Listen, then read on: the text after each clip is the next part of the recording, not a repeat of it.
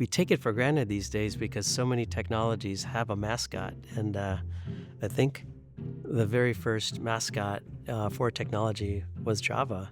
We all think of Java as the cup and steam or the coffee cup with the steam that represents the programming language. But Duke, as we affectionately call the mascot, is representing the Java community. Duke was born from one of the first devices that Sun created to really showcase what Java can do, and that was the Star 7.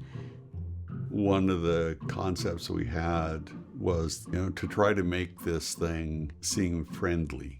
So instead of having like flashing alerts and, blue screen of death things, we had this fun little cartoon character.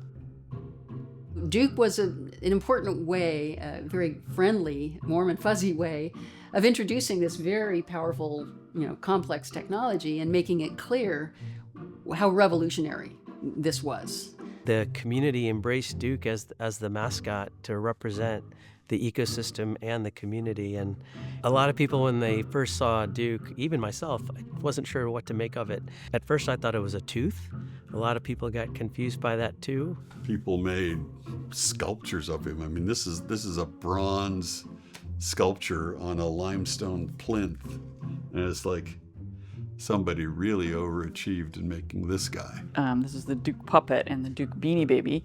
I started collecting Duke paraphernalia. I have quite a bit of it.